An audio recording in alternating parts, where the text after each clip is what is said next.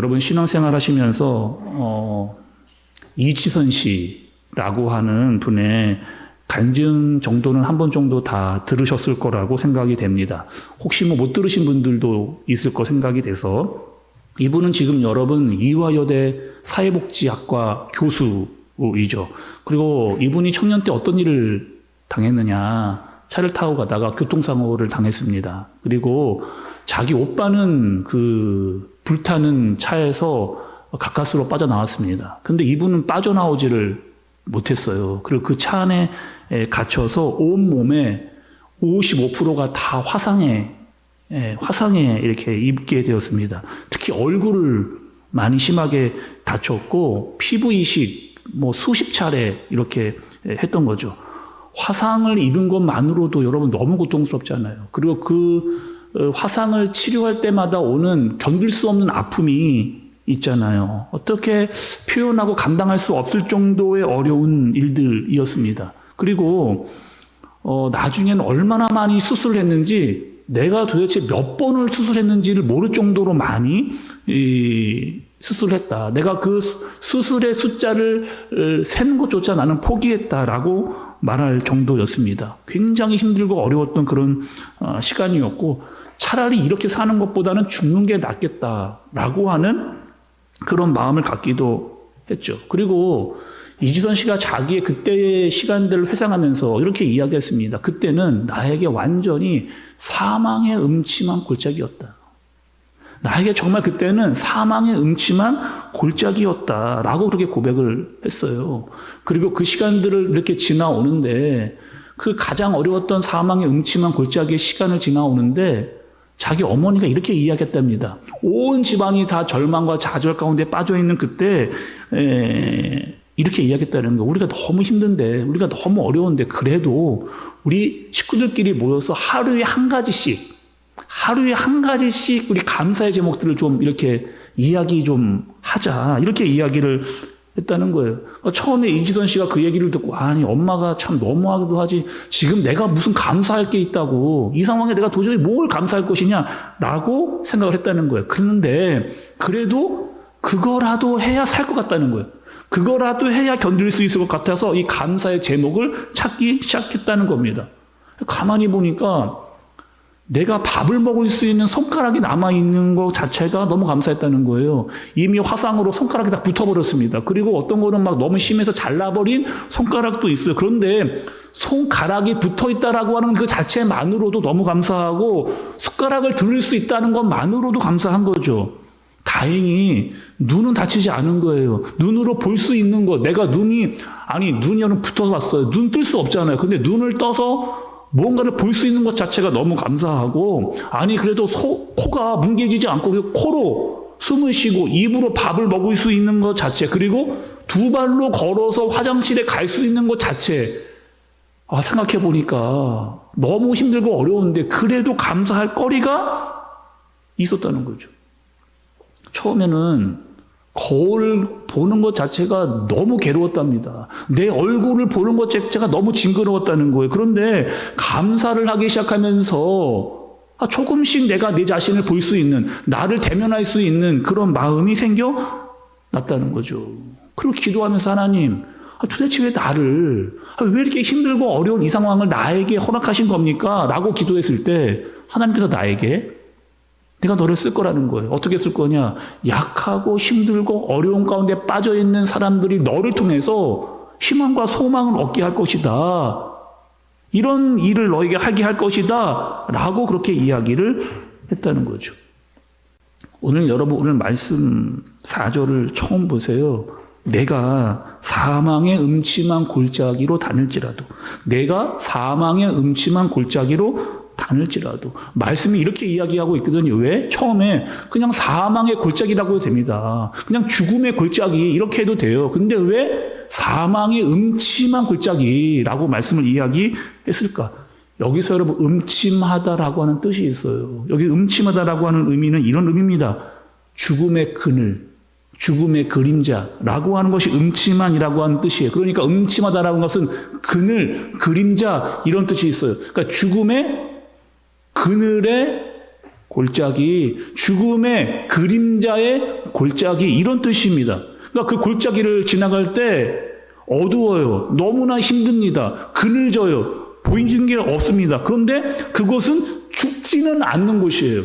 죽을 만큼 힘든데 죽지는 않은데 그곳을 지나가야만 하는 곳이 바로 사망의 음침한 골짜기. 이렇게 내가 사망의 음침한 골짜기로 다닐지라도, 이렇게 고백을 하는 겁니다. 누군가가 여러분 질문을 했습니다. 제가 여러분께도 질문을 해볼게요. 서울에서 부산까지 제일 빨리 가는 방법이 여러분 뭘까요? 그렇죠. 누군가는 목사님 말에 받지 않고 뭔 소용이 있습니까? 당연히 서울에서 부산까지 가는데 제일 빨리 가는 것은 비행기 타야죠, 비행기가 제일 빠르게 가는 게 그 방법 아닙니까? 또 어떤 분이 이렇게 이야기하는 거, 요즘에는 그 비행기 타는데 힘들어서 요즘에 얼마나 그 KTX, GTX 이런 너무 잘 돼 있어가지고 그거 타면 뭐 그냥 너무 금방 간다는 거예요. 얼마나 편한데 한번 타보셨습니까? 이런 분도 있어요.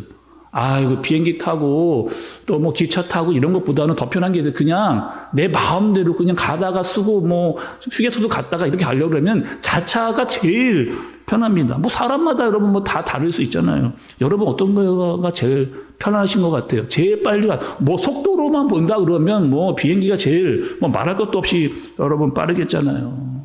여러분들 어떤 게 제일 빨리 갈까요? 근데 이 질문을 했던 그 분의 의도가 있습니다. 어떤 의도냐? 비행기 아니라는 거예요. KTX, GTX 아니라는 겁니다. 또 자차 그것도 아니라는 거예요. 제일 빨리 가는 방법 여러분께 제가 알려드릴게요. 제일 서울에서 부산까지 제일 빨리 가는 방법, 그 방법은요, 사랑하는 사람과 함께 가는 겁니다. 사랑하는 사람과 함께 가면 그 시간이 가장 짧게 느껴진다는 거예요. 이런 경우 있잖아요, 여러분. 굉장히 먼 거리를 가는데 내가 좋아하는 사람과 내가 사랑하는 사람과 막 이야기, 저런 이야기를 하다 보니까 벌써 거기까지 다 와 있네? 벌써 내가 여기까지 왔네? 여러분 이런 경우 있잖아요. 근데 그런 경우는 어떤 경우예요? 내가 좋아하고 내가 사랑하는 사람이랑 계속 끊임없이 이야기하고 그와 함께 시간을 보다 보니까 벌써 내가 그 원하던 목적지까지 다 서울에서 출발했는데 막 얘기하고 먹으면서 얘기하면서 하다 보니까 벌써 부산에 다 와 있네. 여러분 이런 경우 있다는 거죠. 그러니까 지금 다윗이 이런 거예요. 지금 사망의 음침한 골짜기를 지나가고 있는데 그 터널을 지나가는데 나 혼자 걷지 않고 나와 함께 하시는 분과 그 길을 걸어가고 있기 때문에 이 터널을 내가 건너갈 수 있다라고 그렇게 다윗은 고백을 하는 겁니다. 또 여러분 이런 얘기 들어보신 적 있어요? 전우회라고 하는 말 있죠. 전우회는 뭐예요, 여러분?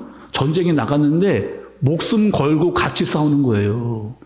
목숨 걸고 같이 싸우는, 죽을 고비를 여러 번 넘기면서 살아남은 사람을 전우회라고 이야기를 합니다. 전쟁 중에 옆에 있는 사람이 다친 거예요. 정말 내가 좋아하고 아끼는 사람인데 전쟁에 나갔다가 이 사람이 다친 거예요. 그런데 이 사람을 그냥 내버려두지 않고, 다쳤는데 내버려두고 나 혼자 도망치지를 않고 어떻게 해요? 이 전우가 다쳤는데 내가 그 사람을 어떻게든지 어깨동무를 하든지 짊어지든지 어떻게든지 포기하지 않고 끝까지 데리고 나와서 살아남는 것. 여러분 그 사람 잊어버릴 수 있겠습니까? 내가 살려준 그 사람, 또 살림은 받은 그 사람은 나를 잊어버릴 수 있겠어요? 그 정말 생명과 은인과 같은 사람, 죽을 고비를 같이 넘고 그 고비를 함께 넘어간 사람을 여러분 잊어버릴 수 있겠냔 말이에요. 사망의 음침한 골짜기를 걸을 때 진짜 중요한 사람을 만나게 됩니다.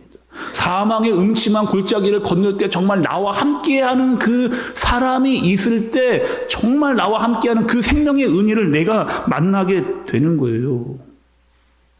우리가 말씀을 들어왔잖아요. 양이 있었잖아요. 양이요, 푸른 풀밭 쉴만한 물가에 있을 때도 있었습니다. 다시요. 양이요, 푸른 풀밭 쉴만한 물가에 있을 때도 있었어요. 그런데 사망의 음침한 골짜기를 다닐 때도 있었다는 거예요. 그때 어떻게 해야 돼요, 여러분? 주와 함께 바짝 붙어서 그분과 함께 그 죽을 고비를 함께, 주님과 함께 건너가야 내가 살 수 있는 거죠. 더 바짝 붙어서 그분이 하시는 이야기를 들어야 내가 살아남을 수 있는 겁니다. 야야 거기는 낭떠러지야. 야야 거기는 잘못하면 큰일 나는 거야. 글로 가면 안 돼. 라고 하는 그 목자의 음성을 들어야지만 이 양이 살 수가 있는 거죠. 그러니까 다윗이 두려워하지 않을 수 있는, 내가 사망의 음침한 골짜기를 지금 지나가고 있는데 두려워하지 않을 수 있는 이유는 나와 함께하는 분이, 그분이 목자이기 때문에 내가 그 시간을 함께 건너갈 수 있는 겁니다.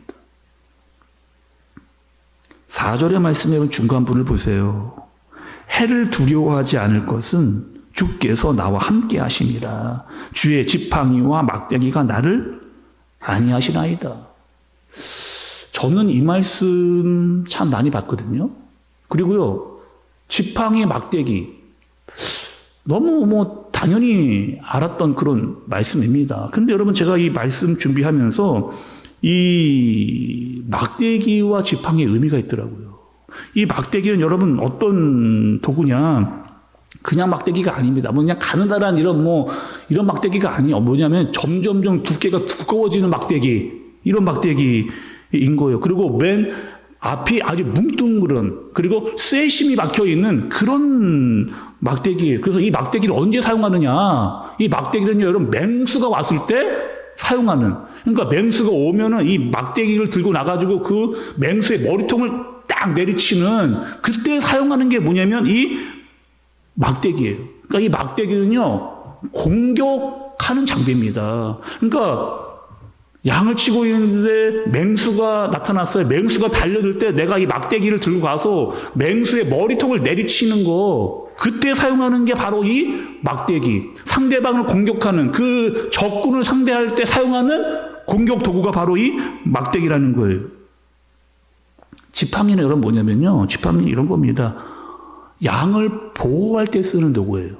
양을 보호할 때 쓰는 도구. 그리고 또 여러분 알다시피 막대기가 쭉 올라왔다가 맨 위에가 이렇게 휘어져 있잖아요. 막대기가 양치는 목자들의 막대기를 보면, 지팡이를 보면은 쭉 올라오면 마지막에 이렇게 동그랗게 되어져 있잖아요. 양이 물에 빠질 때 있잖아요. 물에 빠져 있을 때. 그리고 절벽에서 양이 바들바들 떨고 있을 때 목자가 어떻게 하느냐? 이 막대기로요, 양의 몸을 이렇게 딱 건져내는 거예요. 다리 걸게 이렇게 하는 거예요. 쭉 잡아가지고 확 잡아 당기면 그 물 속에서 양을 끄집어내는 겁니다. 그 낭떠러지에서 양을 걸려서 끄집어낼 수 있는 도구가 바로 지팡이에요. 또 양이 그 다른 길로 가려고 그럽니다. 그러면 이 지팡이를 갖다가 양의 옆구리를 툭툭툭 치는 거예요. 그러면 이 양이 어떻게 하는 거예요? 그 지팡이가 이렇게 때리는 곳으로 이렇게 옮겨져 가는 겁니다. 제가 여러분, 와, 막대기와 지팡이가 이런 뜻이 있구나 라고 제가 한번 사진을 좀 찾아봤거든요. 사진 우리 한번 볼까요? 이 막대기와 지팡이가 이런 모습이에요. 생각을 해보세요. 막대기가 점점점 두꺼워지고 앞에 뭉뚫어지고 쇠가 달려있는 공격 도구가 막대기다. 지팡이는 뭐냐? 긴, 그리고 위에가 이렇게 꼬부라진 그것. 그리고 막대기는 공격 도구고 지팡이는 보호도구다.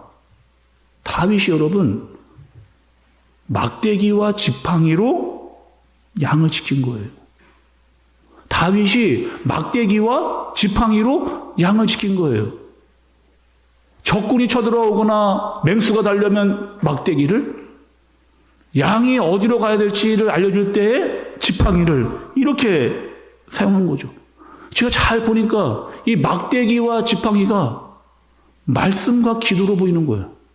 말씀과 기도로 우리가 사망의 음침한 골짜기로 지나갈 수 있는 그런 때가 있잖아요. 사탄이 우리를 공격하려고 할 때가 있잖아요. 그때 지팡이를 들고 나가서 그 사탄의 머리를 내리칠 수 있는 하나님의 말씀을 우리가 가지고 있어야, 그 말씀을 붙들고 싸워야 이겨낼 수 있는 능력이 우리에게 있는 겁니다. 지팡이는 여러분 뭐예요? 기도잖아요. 기도. 뭐예요? 기도함으로 나를 보호할 수 있는, 기도하면서 깨달을 수 있는데 뭐예요? 기도하면 내 상황이 보이는 거죠. 지금은 하나님께 더 간절히 기도하고 주님을 찾아야 할 때구나. 나 지금은 성령이 충만해야 될 때구나. 나는 지금 더 믿음이 성장해야 되는 때구나. 어떻게 여러분 그것을 아는 거예요?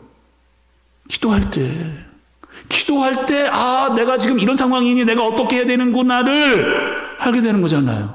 하나님께서 우리에게 막대기와 지팡이를 주셔가지고 말씀과 기도를 통해서 공격하고 보호할 수 있는 그 능력을 우리에게 허락해 주신 거죠. 그리고 어떻게 하는 거예요? 다시 일어나라. 말씀과 기도로 다시 일어나라. 사망의 음침한 골짜기로 다닐지라도 두려워하지 않을 수 있는 그 이유,